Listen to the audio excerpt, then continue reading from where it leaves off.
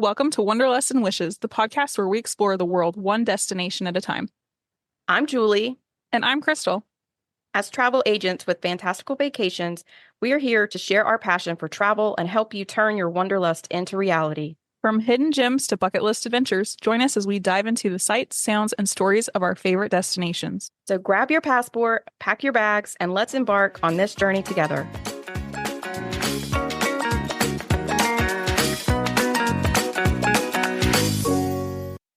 Hi, everybody. Welcome to episode 75 of Wanderlust and Wishes.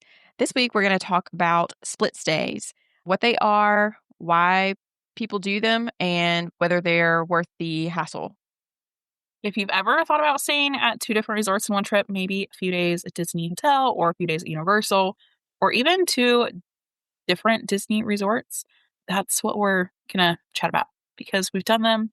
We love them. Sometimes we hate them, but split stays is a very common term among the theme park world. So let's chat about it. Yeah, and like Krystle said, we've both done this before. So we're going to share some personal experiences. And we also have clients that do this. And just to give you some tips on how to make this go smoother or whether it's the right option for you in different circumstances. Just starting off with the basics, a split stay is when you divide your vacation between two or more resorts. And that can be two or more resorts at the same destination, like two Disney resorts or two Universal Orlando resorts, or across destinations. So splitting your stay between a Disney resort for part of your trip and a Universal Orlando resort for another part of your trip. Sometimes it's just one night somewhere special before moving to your main resort, like my one night stay at Beach Club just for the pool and the convenience of waking up steps from Epcot. Oh, I love those resorts. I love being right there. It's such a nice perk. Other times it's, it has to do with what's most practical. Like we've done a couple of times actually with our agency trips.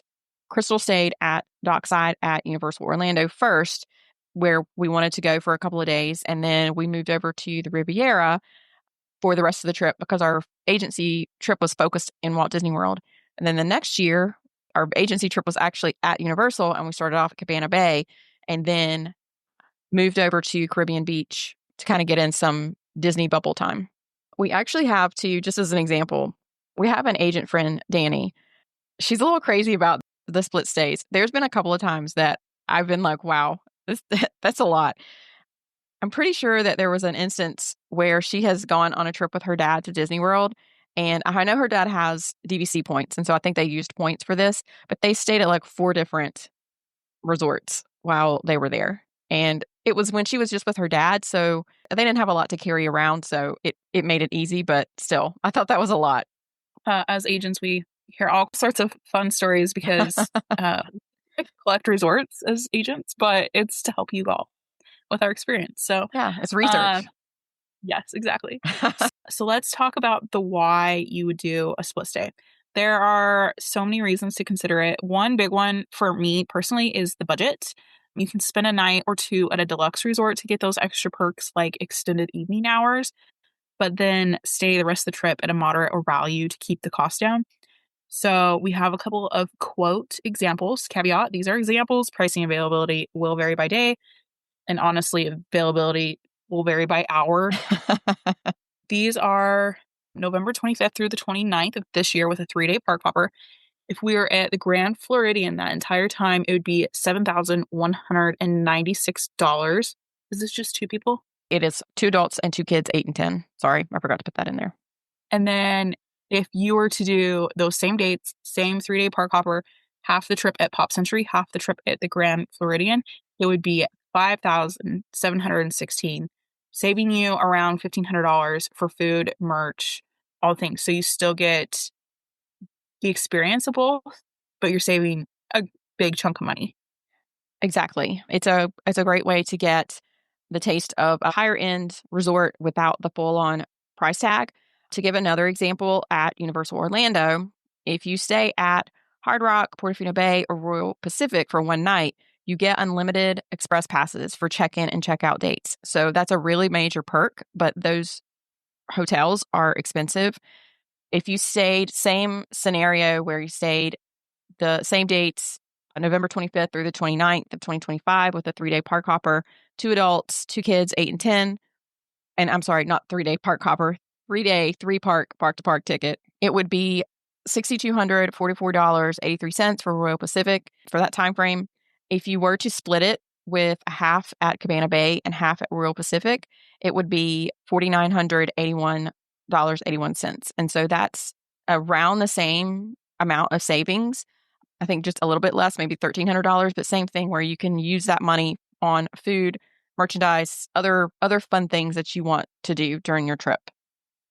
Well, and honestly, once you factor in the express pass of Royal Pacific for 4 people, you're probably saving another $2,000. That's true. Yeah, especially during Thanksgiving for sure. Another reason you might do it is the proximity and convenience. So let's say you're doing like a Mickey's Not So Scary Halloween party or the Christmas party. If you stay on the monorail that night, means you can walk or hop on a quick ride back after midnight instead of waiting on buses.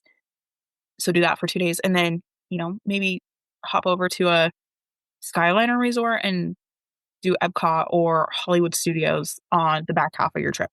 Absolutely. Those transportation options are huge, and having those, using the monorail or the Skyliner makes such a huge difference time-wise. I know we always joke about the buses. The buses are great. I mean, they really are. It's still much better than, using other types of transportation, but you really can't beat the Skyliner and the monorail. Split stays also make sense if you're doing multiple destinations. I have lots of clients who will do like 4 days at Disneyland and then do 2 days at Universal Hollywood.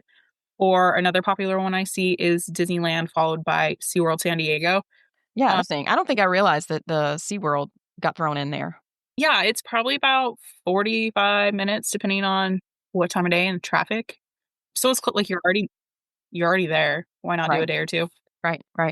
And of course, both of us have tons of split stays between Walt Disney World and Universal Orlando. There's a lot of people that really like to do that. We have Harry Potter fans that they want to go to Disney, but they also can't be in that area without visiting Universal Orlando and being able to go to the Wizarding World of Harry Potter. That's usually, at least in my experience, that's been the families that want to do the split stays, is those that want to experience both of those IPs during the same time frame. And of course, another example is the pre or post cruise stays. A lot of people like to come in and stay at a Walt Disney World resort before their cruise, like just a night before they leave, and they can take Disney transportation or Disney Cruise Line transportation down to the port, and then also stay on the back end. Same thing, they can take that transportation back up to the Walt Disney World Resort and maybe go to the park for a couple of days. Those are probably going to be my favorite because it's like the best of both worlds. If you want to get really crazy, I have people who will stay at Disney all week, but then it's cheaper to get a room at Universal for the Express Pass for one night. They have a place to land. They have a place for little kids to go nap in the afternoon. So they don't even technically unpack at Universal, but they do have a room there. Yes. I've had plenty of people do that. We call those a ghost room. It's not a bad thing or it's not a secret or anything. Universal actually encourages this. Interestingly enough, they encourage people to do it, but you can utilize that room to get the express passes. And a lot of times it's cheaper to have that night stay. And like Krystle said, you also have a place to go during the day at Universal instead of having to go all the way back to your Walt Disney World resort room. All right, let's chat pros and cons, the good and the bad. Starting with the pros, variety is definitely a big pro in my book. You get to experience more theming, different pools, restaurants, and vibes all in one trip. I want to definitely hit on the pools and the food. Generally, it kind of comes with the pricing. You get a little bit better pool, you get a better food options at the deluxe or the premier resorts. So it's nice to be able to go and do that. And like we talked about, the budget part of it, not spending the full amount. It also can kind of feel like you have 2 vacations in one because you get to stay in one place and experience everything at that resort and then go to a different one and experience that. Also, if you're looking to try something new, you're afraid to like go all in because you've never stayed there before and it's just a new experience. Do this where you can split stay, you can do a test run at the second resort that maybe you've never stayed at, and then the other half of the time you stay at one that you are very comfortable with and you already know it. I feel like I see that in your future, doing a night somewhere else and then ending at the Riviera just to make sure everybody is okay with it. Yeah, I think that is definitely something I want to try. We'll talk about it in the cons, but I have two people that are a little less flexible in the way they do things. So it would be a good test run to try out a different resort. And if you're traveling for different purposes, like we do often, like part work, part leisure or family time, splitting it can make it easier to separate those experiences. So now to move on to the cons, there are going to be a few of them. The biggest one is going to be the hassle of moving, packing and unpacking, waiting for your new room to be ready. It can eat up a chunk of your day on the day that you're moving. For sure. So Disney does transfer your luggage. You just give it to the bell services and they will get it to your new location, but they don't promise anything before like check-in time, which is like 3 or 4 p.m. So you could potentially be without your bags all day. So if you really have to plan, so you really have to plan that transition day carefully. It's nice if you're doing it on a park day because if you're at the park all day, you don't need your bag. But the con to that is you have to get up even earlier, and the hassle of just making sure you're packed up and getting it to bell services is Yeah. that extra step while you're trying to get to the park. Just note that Universal Orlando no longer transfers luggage. They used to. So, like my recent trip, I just had to get my bag to bell services. And then after I was done, I got back to the resort. I Ubered with my luggage to my new resort. So it is a little bit more difficult in that situation, especially if you have like a big family and trying to get 6 or 8 bags. Another downside is you do lose that settled in feeling. If you or someone in your family really likes to get somewhere, unpack everything, like, actually utilize the drawers and the storage space, put everything away, and that you're there for the week, this is not something that would be comfortable for those type of individuals because it's going to disrupt that. You're going to have to get packed up again in the middle of your trip and move again. So I just kind of mentioned this, but I think it's probably even harder with families, especially if you have kids or strollers, because it's just an extra layer of chaos. Depending on how well your kids do at transitions, or if this is your first stay, I probably wouldn't recommend it for the I first or agree. second stay, or with lots of little kids. It's a lot easier to do as adults. As we talk through our experiences, like most of these are just we're doing on our own. Rarely do we have our families with us. Yeah, that's true. So moving into, our own experiences, one of mine in particular was when we stayed at Cabana Bay at Universal Orlando for our agency meeting. I loved Cabana Bay. We talked about this, I think, in our post-trip report. And when we talked about Cabana Bay overall, it was fantastic. It was right in the middle of everything that we needed, especially for our agency trip. But then I had a conference for my day job, but I had a night in the middle where I didn't have anywhere to stay. And so I needed a kind of a night of transition. And I shared a room with one of our agents, Danny, at Caribbean Beach. And we just did that one night. And it also got me in the Disney bubble. We actually walked over to the Riviera and we did some work in the little library. It was perfect and it was very easy. That's a really good point. Sometimes one night is all you need to shift gears. We did something similar for a spring break trip. We drove and we gave ourselves a day on the front end of our trip just in case something happened. We took longer to get down there and we really wanted to experience Stormalong Bay. And that was our main reason that we did one night at Beach Club. We had my father-in-law with us and Reese was under 3. We were in a room that slept 5 adults. So we put us all in one room, which was also kind of like the budget thing. We didn't need 2 rooms for one night. We made it work. So then we also had the convenience of waking up steps from Epcot, which honestly, it just felt like a mini splurge day built into the trip because it was so nice to just hang out all day at the pool. And then since we drove, our car was right there and we just put all of our luggage in the car instead of checking it with bell services. Right. Yeah, it does make it easy for sure when you are driving to get from one place to the other in between the trips. It's a little bit more complicated when you fly and you don't have the option, to have your own car and you need some help getting your luggage from one resort to the other. So we also had the example of staying at Dockside for the first was it 2 nights or one night? Yeah, 2 nights. And then moved over to Riviera for our agency trip because it was focused at Walt Disney World. For that one, Krystle and I wanted to experience Universal a little bit, Universal Orlando. So we had a couple of days prior to when the agency trip started when we needed to be there for agency meetings, and we experienced that. Dockside is one of the value options at Universal Orlando, so it was very budget friendly. And Riviera is not budget friendly, but it is beautiful. And so relaxing just to sit on the balcony at the Riv. And then if you've been here recently, when I was just in Orlando for the Halloween Horror Nights RIP tour, I did a night at Terra Luna, and then I split it with a night at Aventura. Aventura was just very convenient and where all the agents were staying. It was in walking distance.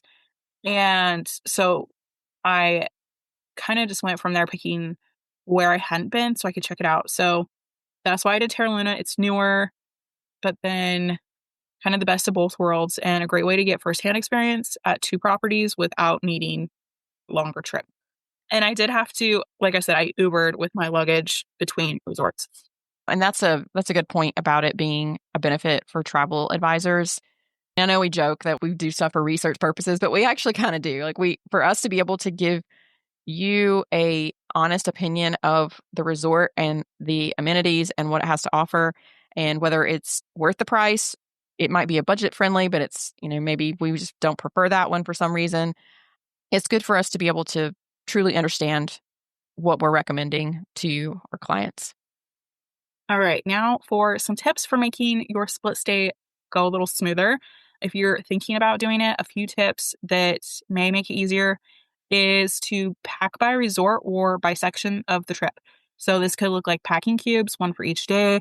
When we did our Cabana Bay to Caribbean Beach, I put all of our stuff for our beach club day in one of my kids' suitcases. And then we left the big suitcase in the car because there was no need to bring it in just for one or two little things. Another thing is to plan your park days strategically. For example, on transfer day, visit a park near your new resort, maybe do it on a rest day. Use Bell Services. Disney will move your luggage between on-property resorts for free, which is a huge perk. And then we always talk about this with cruising, but it's very helpful for split stay to keep a day bag, have swimsuits, snacks, maybe a change of clothes, meds that you might need in case your room isn't ready yet. If your bag is at Bell Services, you can always go and ask Bell Services and they'll go get it and you can dig through it, talking from experience. But if they're in the middle of the move, it might be a full 2 or 3 hours and they don't know where it's at. So I'm pulling up my air tags it hasn't made it yet. I need to go find some diapers. And just little things I don't know, I'm thinking earbuds and things like that, or even a book or, something that you don't want to pack it in your suitcase that's where you can't get to it. You also just need to be realistic about how much downtime you'll have that day. Probably not a good idea to plan an early dining reservation or a open to close park day because of just not knowing when you're going to be able to get into your room. You could treat it as just a chill day or a pool day, especially like we've talked about. If you have younger kids or a large group, it's just going to be a little bit more of a difficult transition to get everybody from one place to the other so that you're not coordinating all of that.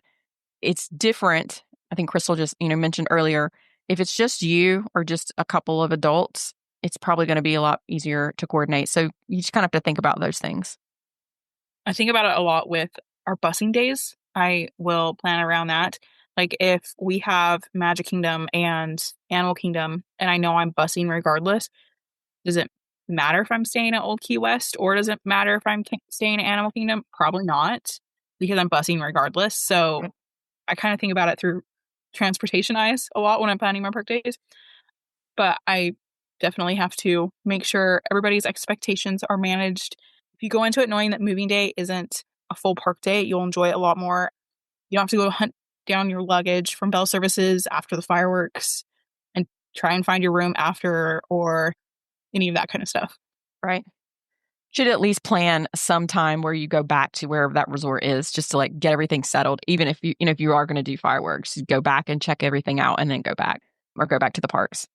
So bottom line, split stays can definitely be amazing if you have a plan and setting expectations like Krystle said, but they're not necessarily for everybody.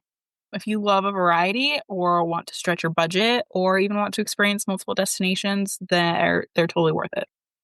But if you are the kind of traveler or you have the personality that likes to truly settle in and stay put, one resort might be your best bet. As an example, part of my family is much more flexible and go with the flow than the other half.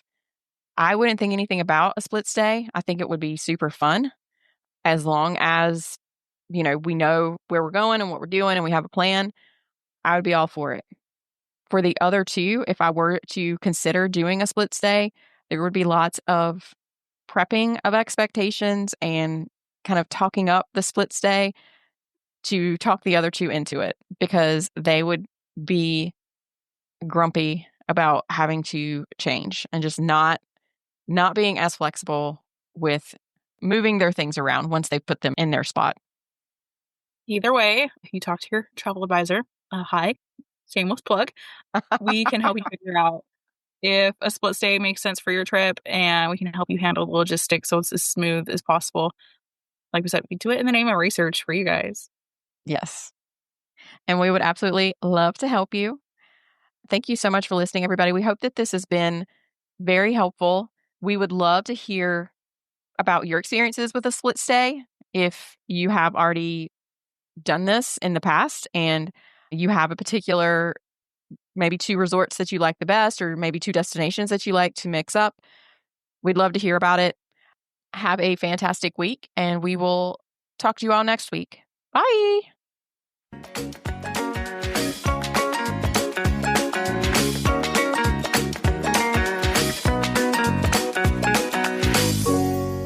Thanks for tuning in to another episode of Wanderlust and Wishes. If you enjoyed today's episode, don't forget to subscribe and leave us a review on your favorite podcast platform. And remember, the world is full of wonders waiting to be explored. Until next time, happy travels. Bye for now.